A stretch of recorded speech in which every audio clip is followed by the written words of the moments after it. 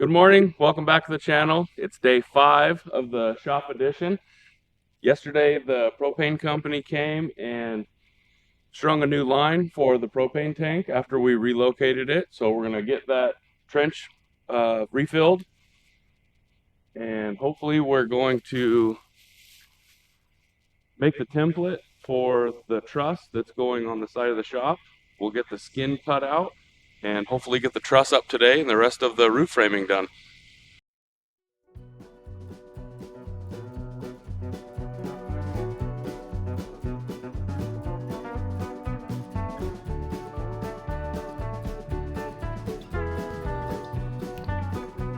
First thing we're going to do is mark the bottom of the truss on each corner of the building here.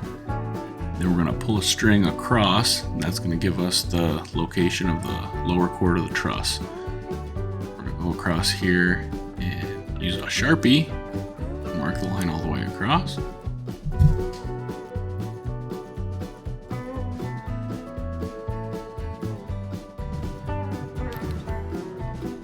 Now that we got the bottom of the truss located, we're going to continue up the side of the truss with a template, going up about 6¼ inches up the side of the truss.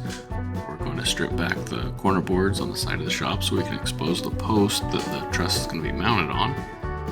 We can take a string and go up and locate the center of the peak, and go up to the peak and then back down, and then we'll make our marks there, and that'll give us a perfect template of where the truss is going to land.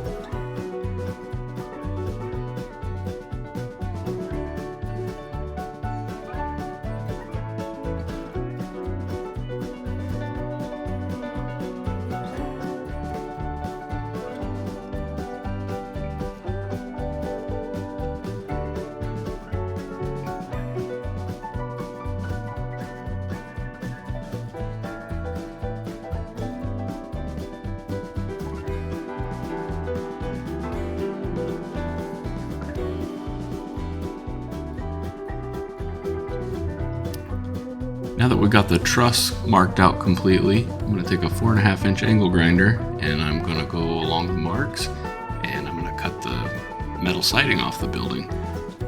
This siding is in 3-foot wide strips, so as I go across and I cut the top and cut the bottom, I can take a couple screws out and just take the small sheets off one by one all the way across.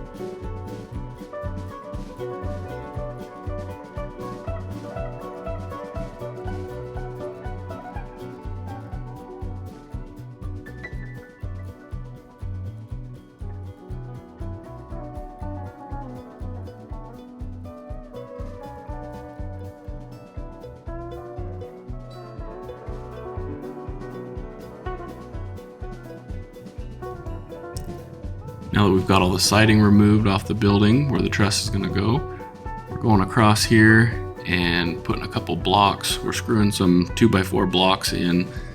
The way we're going to raise this truss is not exactly OSHA approved, so we need all the help we can get to stop it from flopping around when we get it up in the air. It'll give us something to set a little weight on while we get it moved around and throw a couple screws in it.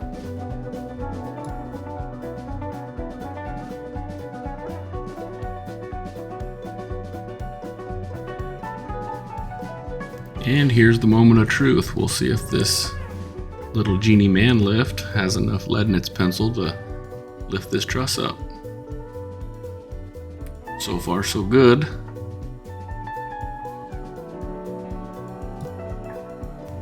And we've got everything in place, and we're gonna give it a go.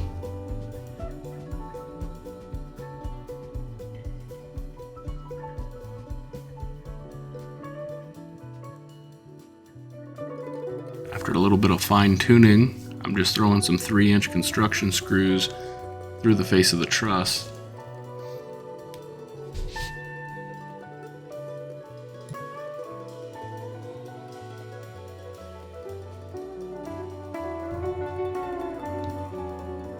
Now we've got it nailed and screwed somewhat temporarily to the building. We can go along here with the drill and drill some 3/4 inch holes at each post. And we're going to use 12-inch bolts, washers, and nuts and fasten it securely.